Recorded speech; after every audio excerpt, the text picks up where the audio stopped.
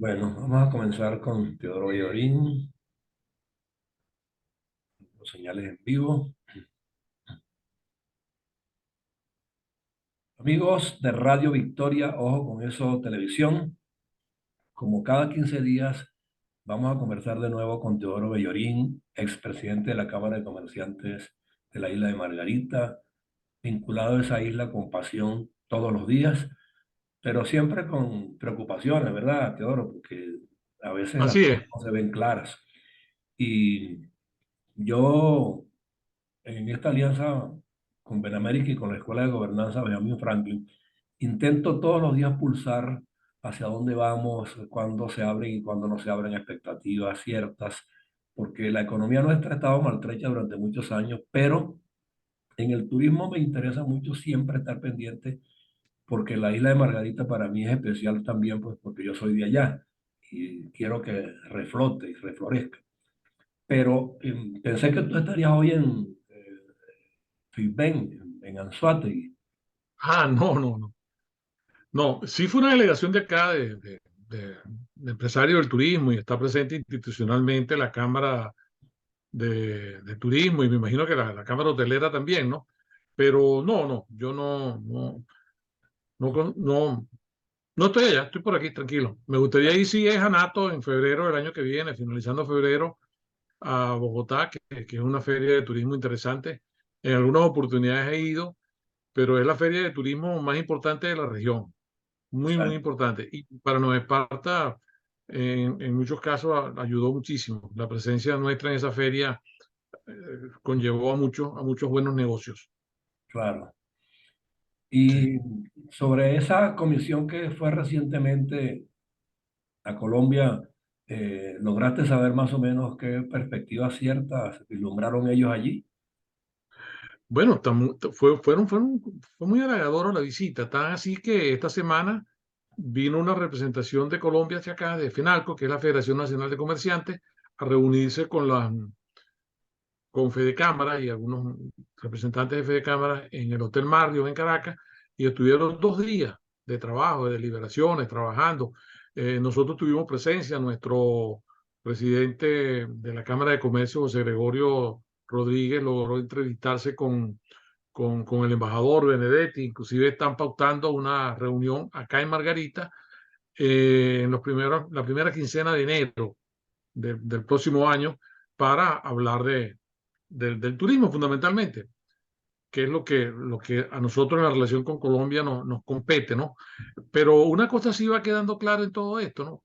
Que como lo hablamos la vez anterior, esto es un proceso, esto es un proceso que no se inicia, pues no se reanudan eh, unas relaciones de la noche a la mañana, ¿no? Por ejemplo, en esta oportunidad se estuvo hablando mucho, en estos 2 días que se estuvo en Caracas, se estuvo hablando mucho de, por ejemplo, la parte bancaria, ¿no?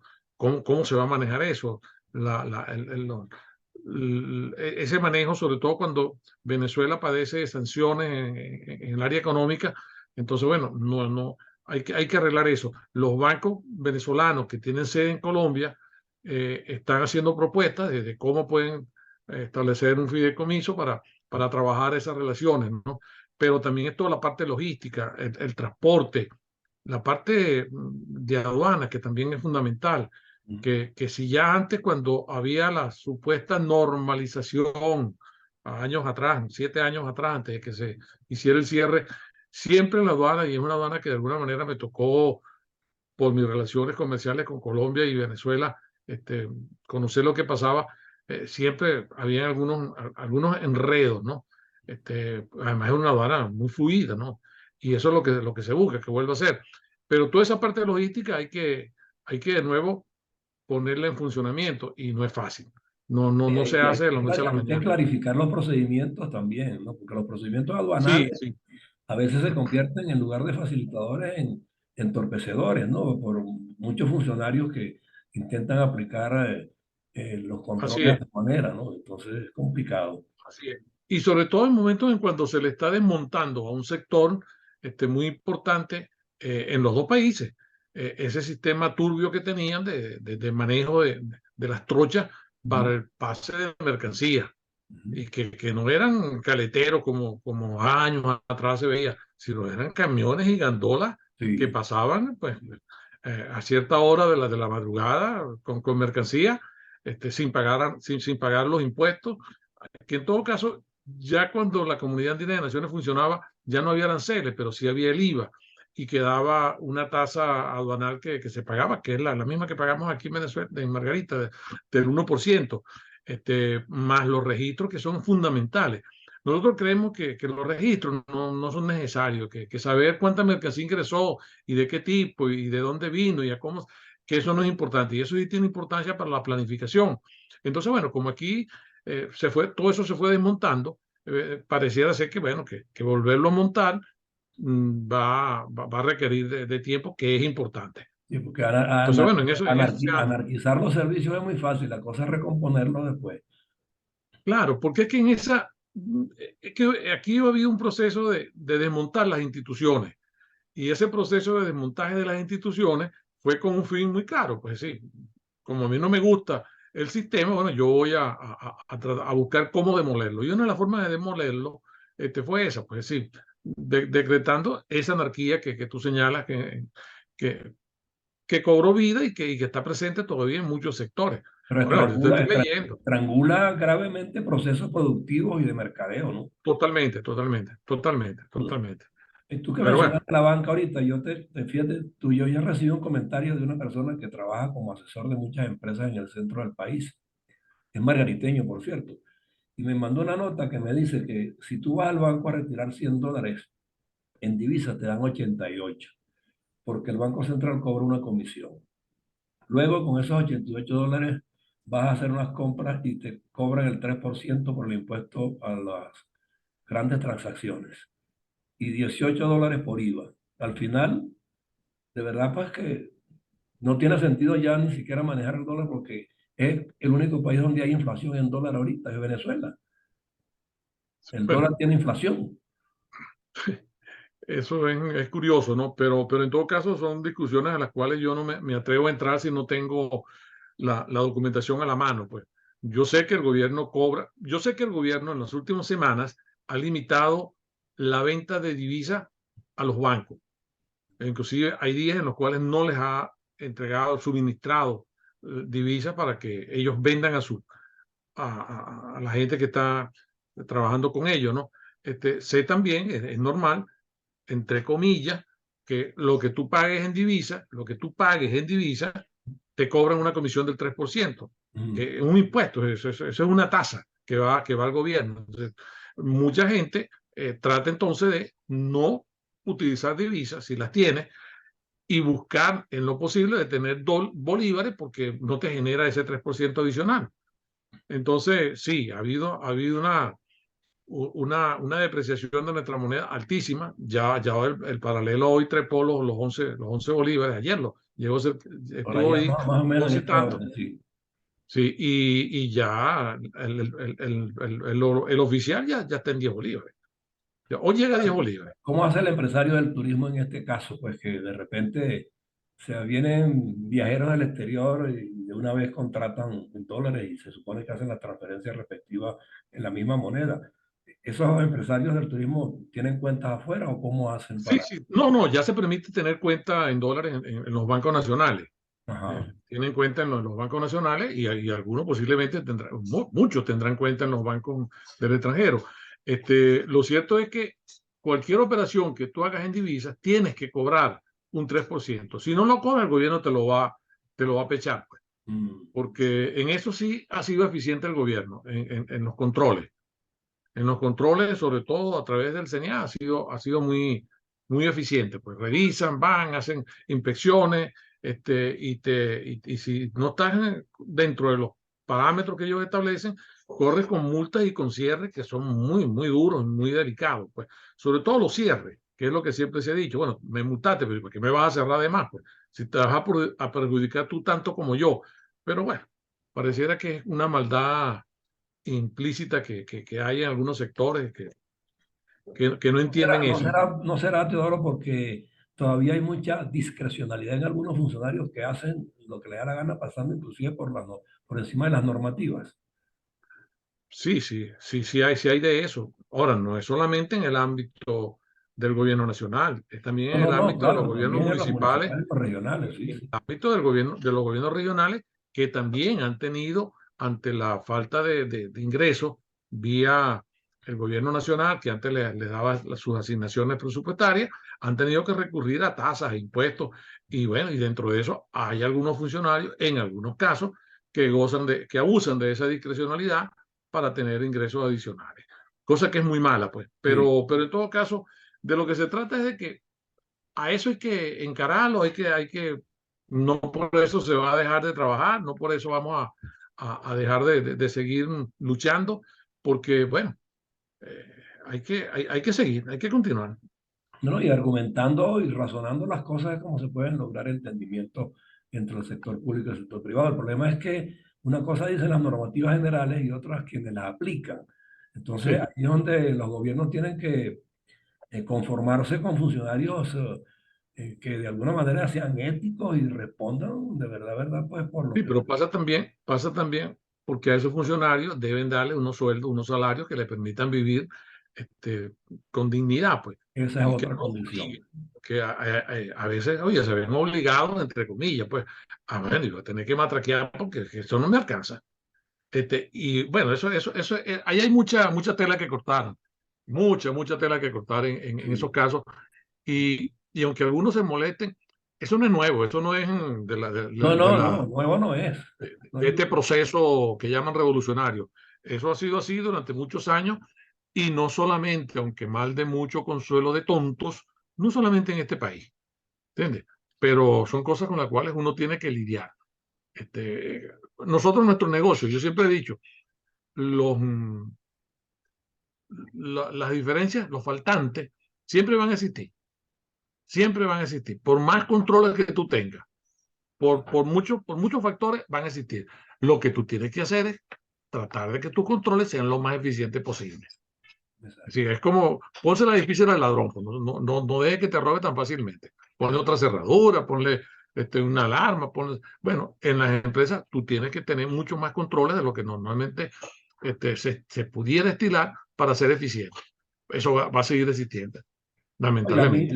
el mismo empeño que pone un inversionista privado para proteger sus activos y su inventario y sus ganancias y sus pérdidas y controlarlas adecuadamente lo tienen que hacer los organismos públicos. El problema es que en los organismos públicos llega mucha gente improvisada y no asumen los cargos en forma permanente y entonces allí es donde uno dice, bueno, puede ser que este manejo así de ocasión sea el que da pie a que algunos funcionarios se lucren para alargarse con las bolsas llenas, ¿no? Y Porque es entonces, que es que no ha habido la necesaria formación del funcionario. Los funcionarios rotan en función de cómo cambian los jefes, ¿no? Y eso le ha traído graves consecuencias al país. Cuando aquí se montó el CENIAP, hubo grandes avances en cuanto a la profesionalización de los funcionarios del CENIAP. Eran profesionales muy bien pagados, muy eficientes, le permitían que el gobierno recaudara una buena cantidad de impuestos, pero eso después poco a poco se fue desmontando. Entonces ya no hay diferencia, pues ya la gente, antes tú tenías tres sectores en el país en los cuales tú querías trabajar. El primero era PDVSA.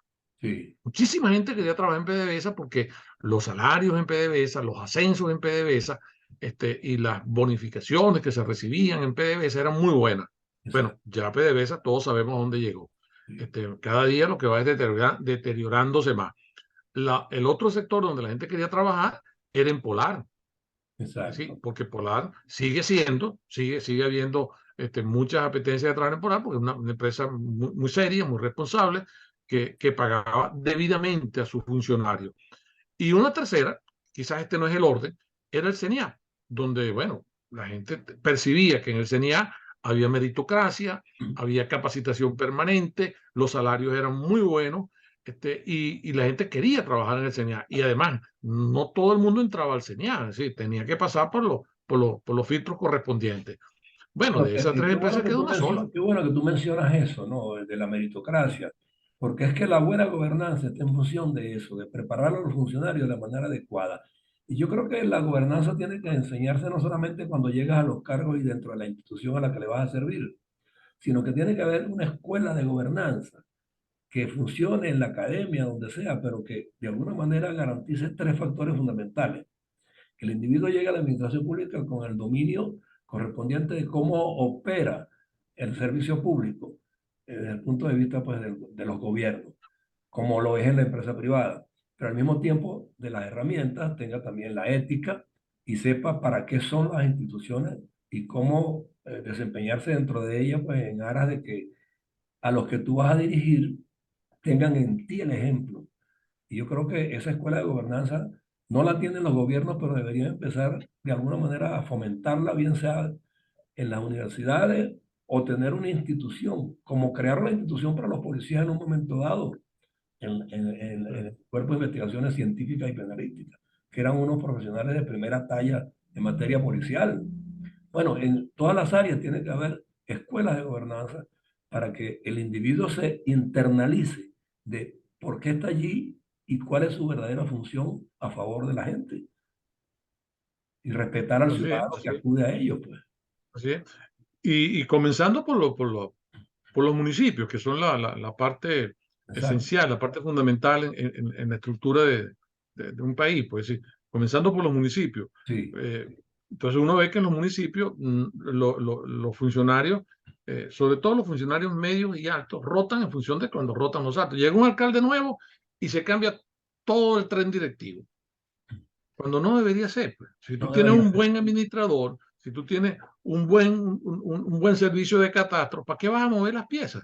Déjala, déjala. Pero no, no, lo primero que se cambia es eso. Es decir, yo acepto que tú cambies tu director general, de que tú cambies tu secretaria ejecutiva, pero las otras cosas no deberías cambiarlo porque se supone que deberían estar funcionando debidamente. Pero no, no, eso se cambia de inmediato. Sí, Entonces, en la empresa privada, ahí está el ejemplo. A uno le cuesta mucho reemplazar un empleado, porque es de nuevo formarlo, es capacitarlo, es que apréndalo, y bueno, y cuesta mucho. Y aún así, las empresas no se resisten, habrán excepciones, pero no se resisten a la capacitación de sus empleados, porque saben que mientras mayor capacitación le dé el empleado, más eficiente va a ser. es el Aquí resultado. se presentó una discusión muy buena para meternos en temas muy regionales, cuando Sigo montó su universidad corporativa así. Exacto. Entonces mucha gente decía, oye, pero ¿qué va a hacer si lo que se está echando es cuchillo a su propio cuello? Va a formar carniceros para que después se los lleven, se vayan para otra carnicería. Va a formar pasteleros Corta. para que después vengan la panadería y se lo lleven. Y ahora, bueno, sigue formando gente para que los negocios nuevos los negocios nuevos de supermercado que se están montando en Margarita, se lleve a la gente. Y eso no es así. Es decir, el criterio no puede ser ese. No, Eso corre dentro del riesgo de que, bueno, voy a perder algo. Es decir, el empresario de por sí no, pero estás ya dando un llega. buen aporte en cuanto a ciudadanía se refiere, por lo menos. Estás Así formando al es, así individuo es, para que tenga un así es, criterio más elevado sobre las cosas, esté donde esté. así es, porque a ese empleado tuyo en ese momento, o a los que no son empleados tuyos, porque tú lo ofreces al público, tú le permites la oportunidad de formarse, de capacitarse en cosas que son interesantes y que le van a servir a él para su desarrollo, para mejorar su calidad de vida. Y eso no se ha desmontado. Inclusive, estamos ahorita en Margarita viviendo un proceso en el cual la Cámara de Comercio se ha compenetrado mucho con una empresa que se llama Giga, que está intensificando mucho lo que es el conocimiento del retail. Es decir, cómo formar a la gente en el retail, Ujú, para que se sepa de verdad hasta dónde podemos llegar. ujú. Porque inclusive lo decía en una entrevista que se le hizo la semana pasada al presidente de Giga en el programa de la Cámara. La Cámara también tiene un programa de radio todos los viernes de 2 horas, todos los viernes no, perdón, todos los sábados de 9 a 11 de la mañana en una emisora del circuito Unión Radio local. Y él señalaba de que eh, una de las cosas que se busca es que el empresario pequeño, los emprendedores, el que tiene un abasto pequeño, el que tiene una bodega, pueda conocer cómo sería mejor su rendimiento si él dispone mejor de sus productos en los anaqueles. Exacto. Y ese es el conocimiento que se imparte. Las grandes empresas, las cadenas lo tienen. Uno, porque son cadenas y lo tienen a nivel nacional. Otras porque localmente pueden tener 6 supermercados, y tienen ese servicio permanente, que lo contratan, pero el dueño de un abasto no lo tiene. En una Exacto, bodega, en los pueblos nuestros, en Villarrosa o en San Juan, no lo tiene.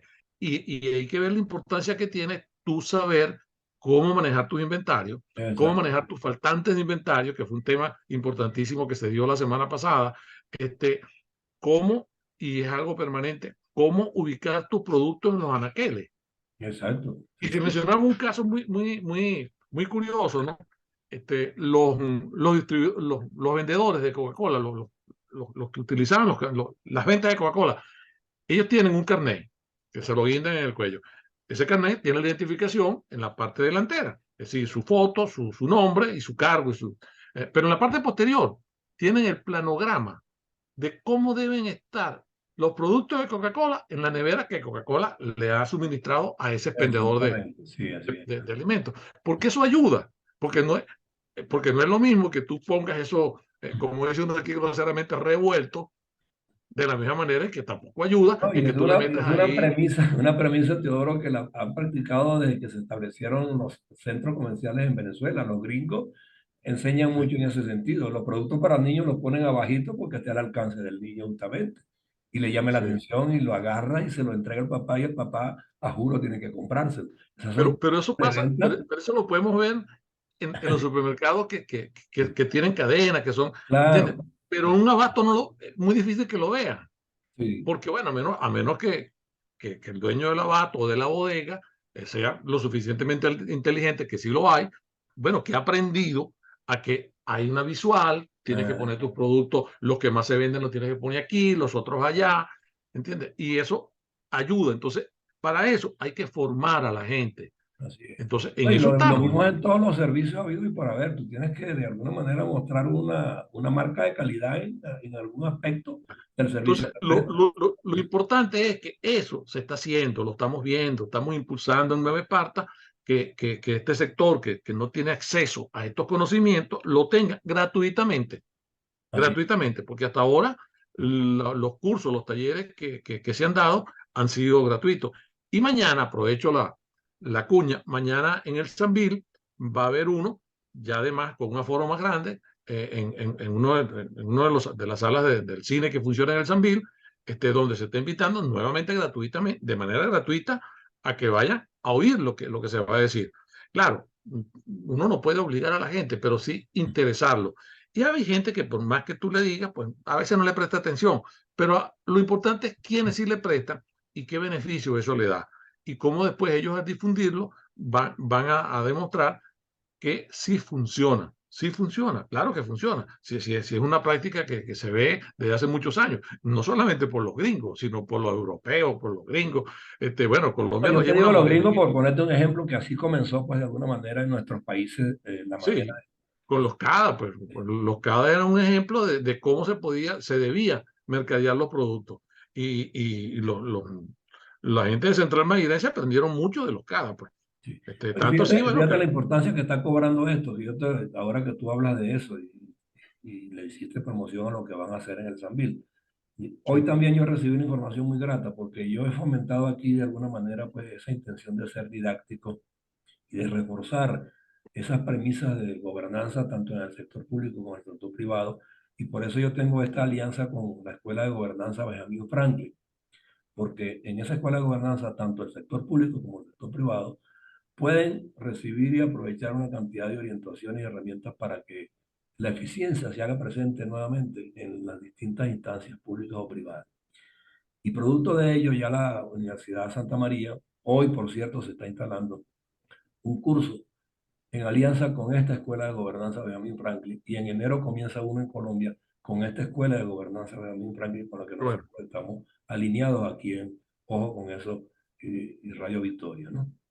Porque es que se está tomando conciencia de que sin esos valores esenciales en el individuo y la fortaleza ética, de verdad todo esfuerzo que se haga en el sector público y el privado se pierde en el tiempo y demasiado rápido si no somos constantes en la formación del individuo para prestar el servicio como correcto y sujeto a ciertos cánones que esencialmente el de la ética tiene que estar por encima de todo. ah. Entonces, eso yo creo que conjuga más o menos en parte lo que tú acabas de resumir allí, que se está Sí, intentando hacer, que se está haciendo, que lo está haciendo la Cámara. Y ojalá que en todos los estados y en todos los municipios, como tú dices, se empiece a tomar conciencia de que esa es la vía para construir un país en lugar pues de estar en esta dispersión que vivimos hoy día, no solamente en Venezuela, sino en toda América Latina, con una improvisación que de verdad no conduce a nada. Yo creo que hay que empezar a ser muy formales en ese sentido, porque así las es, cosas están cambiando. así es. Y van a seguir cambiando. Señor, La velocidad de cambio ahorita se ha acelerado muchísimo y todo lo que es la parte tecnológica está jugando un papel fundamental también. y a eso tenemos que adaptarnos y muchos somos reacios a eso. Sí, señor. Bueno, te agradezco mucho también que voy a aprovechar pues que me diste contacto con Margarita Bellorín y con Pedro. Ajá, sí, sí, Ya hablé con ellos, le hice un programa, le dije que qué estábamos bueno, hablando también, que creo que ya están organizando para enero, ¿no? Su feria en Caracas sí, para motivar al turismo nacional. Bueno, y eso es lo que intentamos hacer aquí, ser pedagógicos, claro, claro, ser claro. orientadores, pues. O sea Y que Margarita es hija de Rafael Bellarín Malaver, sí, el el que era el fundador, dueño el de la creador zona de Onda Porteñas. Porteña. Sí, yo Sí. trabajé allá. Ah, qué bien. Estaba ya chiquitica cuando yo trabajé ahí. Está bien, está bien. Sí, está Exacto. bien. Bueno, entonces, Bueno, bueno, te agradezco que tú estés con nosotros aquí cada 15 días porque de alguna con manera, mucho gusto. Con mucho gusto, también muy agradecido contigo por permitirme estos minutos de conversa para uno también decir cosas que siente, que cree sí. y divulgar cosas que siempre son necesarias, pues. Y cualquier otro, Para, pues, que tú consideres que es un personaje importante para tocar estos temas y alentar a bueno, nuestra gente, la de ah, Margarita en particular y de la de todas partes en general. Bueno, estamos aquí abiertos con esa intención y tratando de preservar esta señal, pues, hasta donde sea posible y mejorarla para ser más dinámicos y que el mensaje se extienda más allá de lo que nosotros queremos. ¿Ok? muy bien. Un Bueno, abrazo, pues. muchísimas gracias. Saludos, pues. Gracias. Te Que termine ahí bien. Hemos- Bueno, Sí, hemos chao, pues. conversado pues a través de Radio Victoria o con esa televisión con Teodoro Bellorín, en la isla de Margarita, expresidente de la Cámara de Comercio, un ciudadano preocupado pues justamente porque alcancemos calidad en el rendimiento y en la prestación de los servicios que le damos a los turistas en esa región insular. Y por supuesto, mensajes pues que de alguna manera sean útiles para todos quienes son nuestra audiencia. Gracias por estar ahí.